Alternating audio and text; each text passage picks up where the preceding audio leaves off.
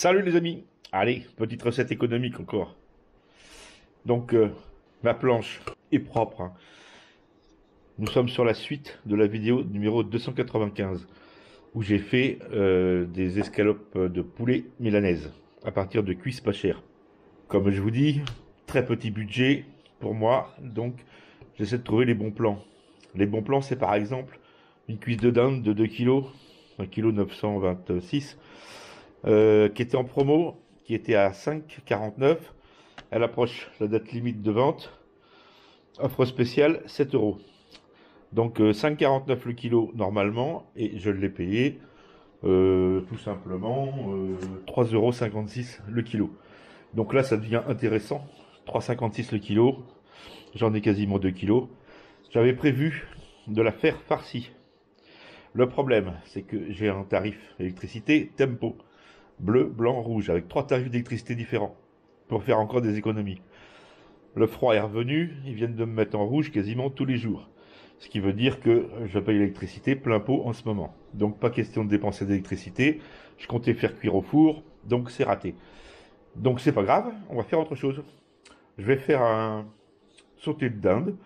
Donc je vais désosser ce morceau-là. Je vais le couper en petits morceaux. Je vais les faire cuire à la poêle ou dans un faitout, avec une petite sauce déglacée à l'armagnac, avec une petite sauce à la crème. Et puis après, je vais faire des légumes différents. Alors il va y avoir des champignons, il va y avoir des courgettes, il va y avoir pas mal de choses, carottes, enfin tout ce qui se congèle bien. Et je vais en faire des barquettes que je vais préparer à l'avance. Tout sera cuit. J'aurai plus qu'à les mettre au congélateur. Et puis quand j'ai envie d'en manger, j'ai juste à sortir, soit passer à la poêle, soit réchauffer au micro-ondes. C'est rapide, ça fait un bon repas, pas cher, avec des produits corrects quand même. Alors la méthode pour désosser une cuisse de dinde, c'est très simple. C'est comme la cuisse de poulet dans ma vidéo numéro 295. Vous fendez l'intérieur de la cuisse au niveau de l'os. Vous suivez l'os. Vous dégarnissez autour. Voilà, donc vous grattez tout le tour de l'os. Vous allez retirer l'os. La seule différence avec une cuisse de poulet, c'est qu'ici vous avez des gros tendons. Voilà, il va falloir retirer tous ces tendons parce que c'est des os, ça devient dur, c'est immangeable. Donc il va falloir les retirer par rapport à une cuisse de poulet. C'est la seule différence. Alors là-dessus, je vous conseille d'aller voir la chaîne de Fifi le Cévenol. Fifi le Cévenol, qui est un très bon boucher. Et vous marquez directement sur YouTube désossage d'une cuisse de dinde, par exemple. Vous allez tomber sur sa chaîne obligatoirement. Il y en a 2 ou 3 où il vous explique en détail comment on fait. Et vous pouvez suivre tous ses conseils puisque c'est un très bon professionnel. Et c'est tout expliqué en détail. Donc j'en dirai pas plus, je vais faire exactement comme il explique et c'est très simple. Alors vous pouvez vous équiper de couteaux plus spécifiques si vous voulez charcuter un peu plus. Là pour faire ça il faudrait un désosseur et un éplucheur. Des couteaux avec une lame courte pour désosser, puis un couteau avec une lame un peu plus longue pour éplucher. J'avais pas tout ça, mais je suis tombé dans une brocante il n'y a pas longtemps où j'ai acheté un lot de couteaux pas cher. J'ai ce qu'il faut maintenant, sauf qu'il faut que je les raffute parce qu'ils sont en piteux état. Mais maintenant je suis équipé, désosseur, éplucheur, tout ça. Donc merci Fifi. Voilà, chose faite. Donc vous voyez, dans une cuisse de 2 kilos, vous faites des beaux morceaux, quoi. C'est super, vous avez des beaux morceaux de viande dans une grosse cuisse comme ça. En déchet, ben, vous avez ça. Donc ça, à la limite, ne le jetez pas, puisque là, je vais pas le faire parce que j'ai ce qu'il faut. Mais ça, autrement, moi, tous les os comme ça, je les garde. Et je les passe au four pour les faire bien griller. Après, je les mets dans une marmite avec de l'eau, des légumes, et puis vous allez faire des fonds. C'est avec ça que vous allez faire vos fonds, avec les os, avec le restant du gras. Alors là, j'ai enlevé la peau, mais voilà, les os il reste un petit peu de viande et tout ça. Vous allez faire des super fonds, et ça va pouvoir être utilisé ensuite pour faire toutes vos sauces, puisque c'est quand même la base de la sauce, c'est le fond. Il faut d'abord un fond pour faire une bonne sauce. Et c'est avec des déchets comme ça que vous faites des bons fonds. Donc maintenant, ben voyez, j'en ai retiré une bonne gamelle déjà, là, je vais tout remettre. Et puis je vais m'occuper de ça, je vais les faire cuire. Par contre, les légumes, ce qu'il va falloir faire, c'est ne pas les faire trop cuire. Puisqu'après, ils vont être réchauffés, bien sûr. Ils vont être recuits une deuxième fois au moment de le manger.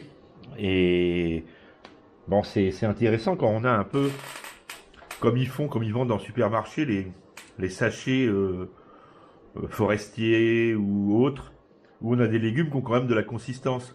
Je ne veux pas en faire une bouillie de légumes. Donc on va les faire cuire, mais on va les faire cuire assez rapidement pour que ça reste ferme. Alors après, si vous aimez différemment, bien sûr, après, libre à vous. Mais j'aime bien que les légumes aient quand même un peu de consistance, que ça fasse pas une bouillie et tout mélanger. Autre chose, une chose qu'il faut faire très attention aussi, ne mélangez pas trop d'ingrédients. Parce que plus vous allez mélanger de légumes, je ne vais pas dire que c'est mauvais, mais plus vous allez en perdre le goût. Vous ne reconnaîtrez plus rien.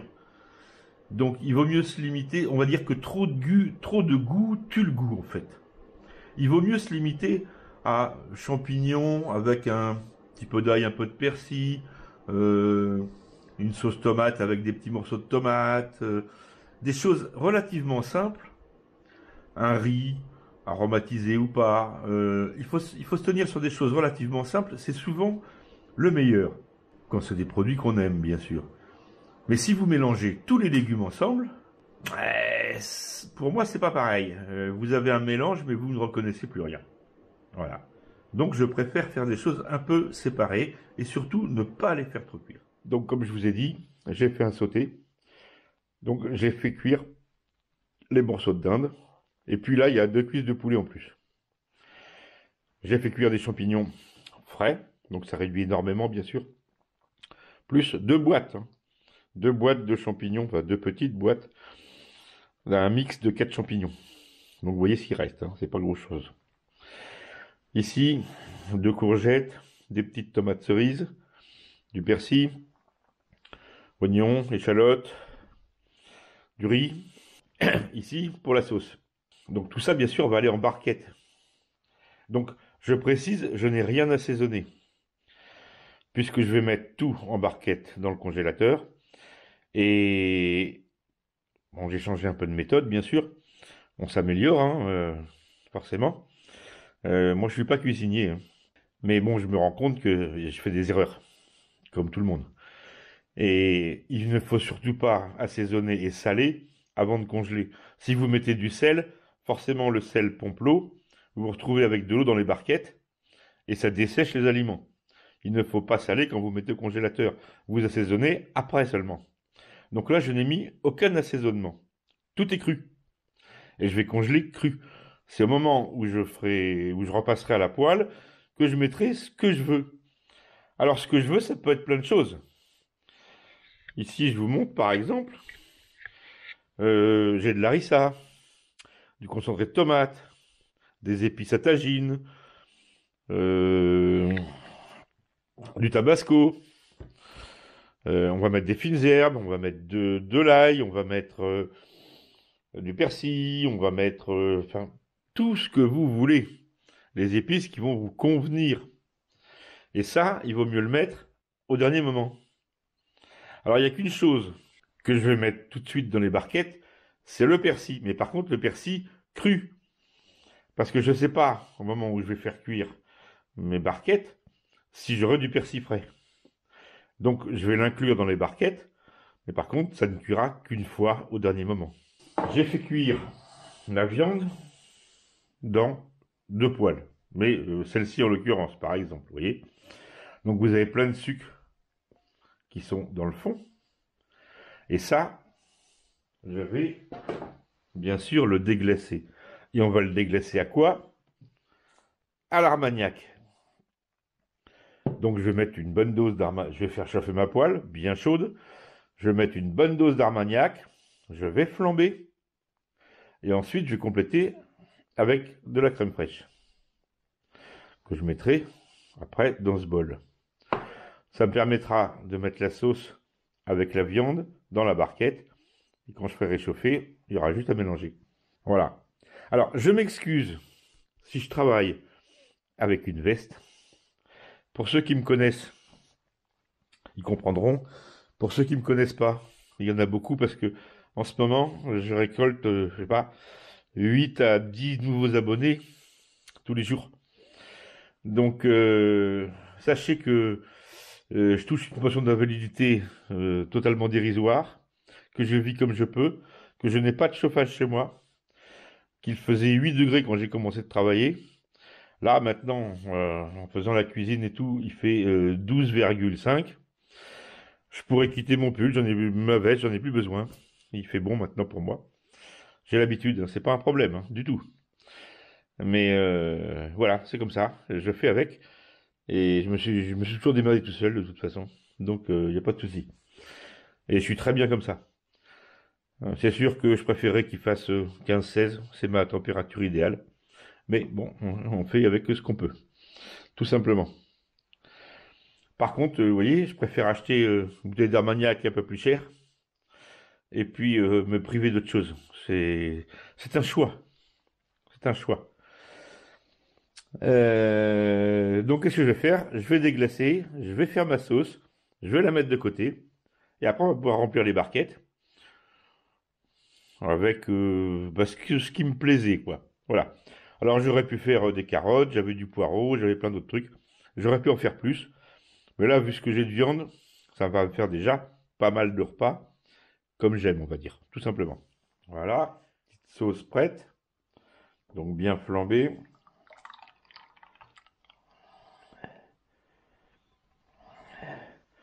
Vous voyez, la casserole, hein, ça l'a bien décapé, hein. Alors bien sûr, on peut le faire avec autre chose, hein. On peut le faire au cognac, on peut le faire... J'aime moins le cognac. Whisky, j'adore. J'ai horreur du whisky, mais par contre, whisky flambé avec une sauce avec la crème, ça j'adore. Le Madère aussi, c'est pas mal. Madère, Porto, des vins cuits comme ça. C'est super bon.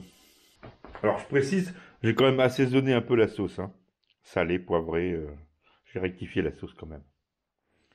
Alors je reprécise à chaque fois parce que beaucoup me le demandent.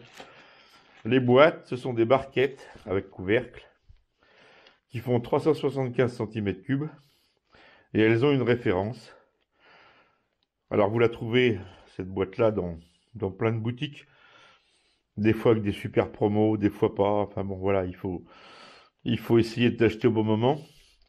Et la référence, c'est BAMOV 375. BAMOV 375.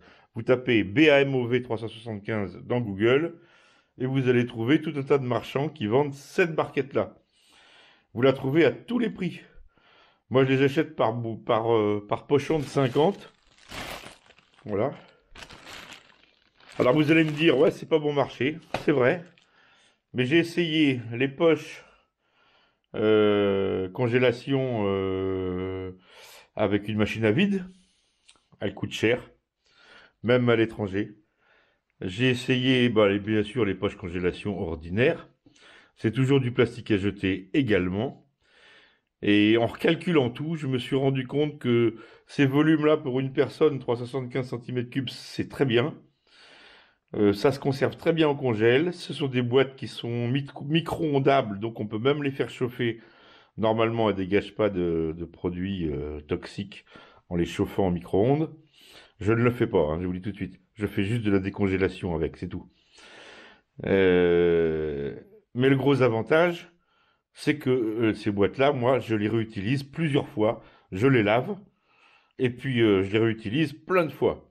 Donc, grosso modo, quelque part, pour moi, c'est beaucoup plus rentable que d'utiliser des poches jetables parce que ça fait des quantités de déchets et bon, ça coûte pas cher les poches, mais enfin, les poches ordinaires hein, de congélation. Je parle pas des poches à faire le vide. Mais je pense que d'abord pour stocker tout ça, c'est vachement mieux les barquettes. Et puis vu le nombre de fois que je les réutilise, ça me coûte moins cher que la machine à vide, quoi, grosso modo. Et je trouve ça génial. Allez, on se fait une petite barquette. Donc là, j'ai commencé avec du poulet, ce qui était dessus. Donc poulet jaune d'ailleurs. Alors ça peut paraître petit comme barquette, Mais je peux vous dire que quand c'est bien rempli, goût de fait chauffer et tout, ça vous fait une très bonne assiette. Il y a vraiment de quoi manger, hein, pas de problème. Alors, on va mettre avec ça, on va mettre du riz.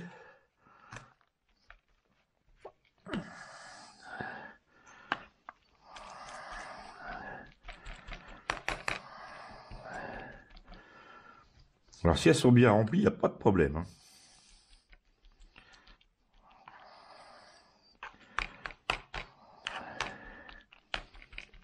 Voilà. On va mettre de la sauce sur la viande.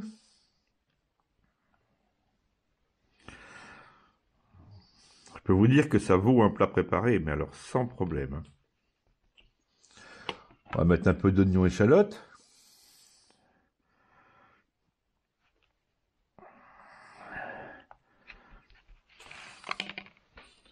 On va mettre des champignons, parce que j'aime bien ces bons petits champignons avec le riz, ça va aller super bien.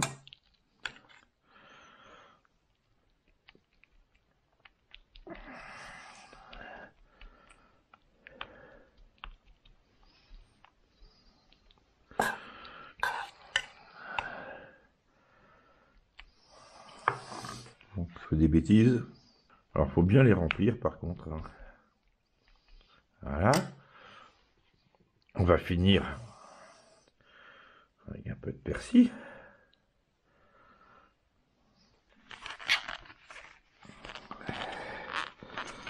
Et puis là, vous fermez.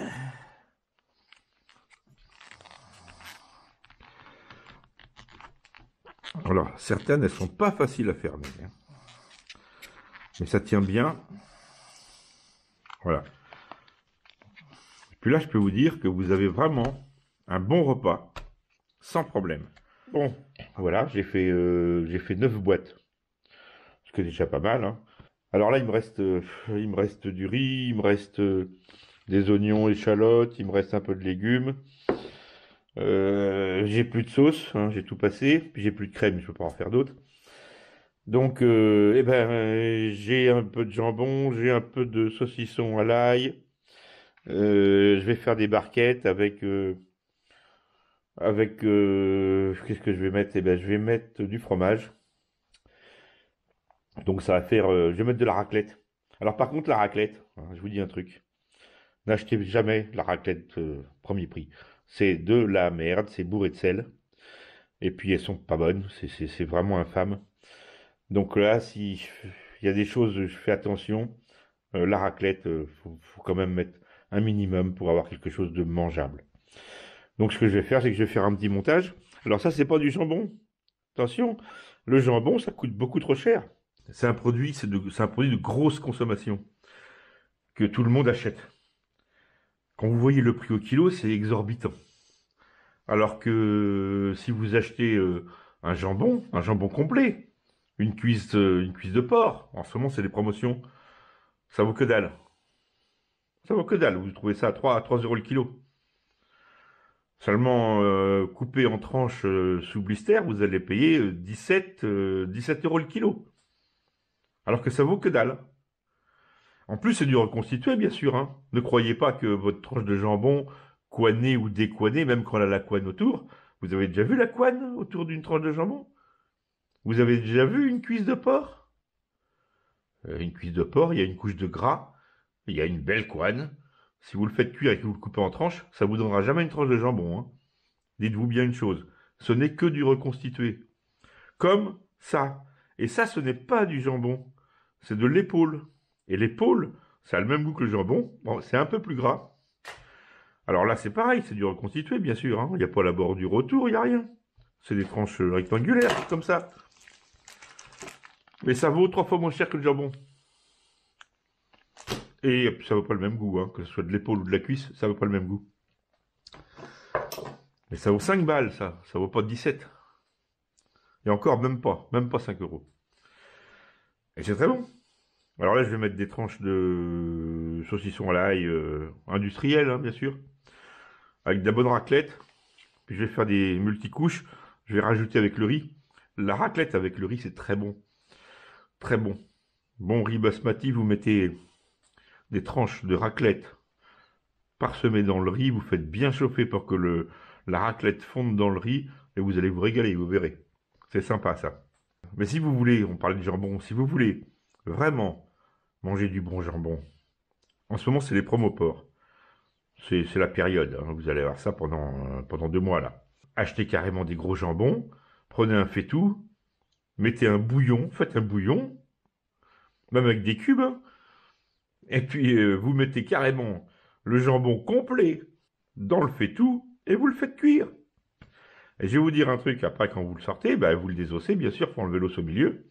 Et alors là, votre jambon il va vous coûter 3 fois rien. Vous allez pouvoir le congeler. Mais surtout, si vous achetez une trancheuse, on trouve des trancheuses à jambon pas trop chères. Bon, bien sûr, c'est pas de la professionnelle, hein, mais pour une famille, ça suffit. Si vous avez des gamins et tout qui mangent, si vous avez beaucoup de gamins, par exemple, le jambon, ça coûte une fortune pour une famille, le jambon pour les gamins. Parce que les gamins, bon, généralement, raffolent du jambon. Puis pas que les gamins, d'ailleurs. La trancheuse, je suis sûr qu'en 2 gigots, elle est amortie. Et peut-être même pas. Peut-être même en un. Je suis sûr que sur AliExpress, on peut trouver des trancheuses sympas, qui fonctionnent bien. Et sur 1 gigot, vous avez payé la machine, au lieu d'acheter des tranches toutes faites sous vide. Et vous allez avoir un jambon normal, non reconstitué, de qualité. Et si le porc a été élevé correctement, vous aurez un truc sympa. Enfin voilà quoi, faut réfléchir un petit peu parce que là, on se fout vraiment de notre gueule quoi, tout simplement. Alors moi je vais me mettre une petite raclette, une petite tranche de ça, une autre petite tranche de ça. Moi je vais en mettre 2, hein, tant qu'à faire. Ça, on va rajouter du riz. Bon c'est pour finir ce qui me reste bien sûr, hein. Mais ça va le faire, hein. Ça fera un petit repas sympa, hein. Alors c'est pas de la super qualité par contre là, hein, attention, hein. Là, on est un peu à la ramasse là, hein, avec du produit industriel. Mais bon, qui ne mange pas de produits industriels aujourd'hui? On est obligé d'y passer, hein. Il n'y a pas le choix. Il n'y a pas vraiment le choix. Aujourd'hui, d'abord, on ne trouve plus les bons produits, puis on n'a plus les moyens de se les payer, les bons produits. C'est surtout ça aussi. Et puis les agriculteurs, bah, c'est pareil, hein. Ils gagnent tellement peu par rapport à ce qu'ils produisent que bah, ils produisent des produits de merde, hein. C'est clair, hein. Voilà, mais ça fera l'affaire, ça va faire un bon petit repas, ça. Alors je dis pas que ça sera des très bons produits, hein, comme je vous le dis, mais bon, voilà. Ça sera pas pire qu'un McDo ou qu'une merde, hein. Voilà. Et ma 10e, et puis je vais en faire, je vais finir ce qui me reste, quoi. Bah ma foi, ça me fera des repas pas chers, quoi, tout simplement. Mais qui auront quand même un goût sympathique, quand même, hein. Alors, la prochaine vidéo sera une vidéo assez grande, je pense. Pour vous expliquer, parce que on arrive à 15 000 abonnés. Alors je vous en remercie, c'est énorme. Mais voilà, ça fait 2 mois et quelques que je vais pas poster de vidéo, à part deux trucs de bouffe vite fait. Bon, faut que je vous explique pas mal de choses. Donc ça sera une vidéo sur les news de la chaîne qui va sortir prochainement. Et je vais vous expliquer plein de trucs. On va repartir sur d'autres sujets, bien sûr, hein, on parlera plus de bouffe. Les bouffes, voilà, je les mets parce que quand je fais un truc, si ça peut aider quelqu'un, si ça peut donner des idées, je le fais comme ça. Et puis quand je me fais un truc, ça me prend pas énormément de temps à filmer en plus. Bon après c'est sûr que c'est du boulot de montage, c'est du boulot pour envoyer, c'est du boulot pour... ça met des heures parce que j'ai pas assez de débit. Donc c'est vraiment un travail de titan pour rien, pour avoir 500 vues, c'est-à-dire 50 centimes, quoi. Elle va tout casser. Mais je le fais pour ma communauté, principalement. ma communauté qui me suit depuis longtemps et certains aiment bien les recettes, ils aiment bien regarder, voilà. Donc c'est pour eux que je la fais bien sûr.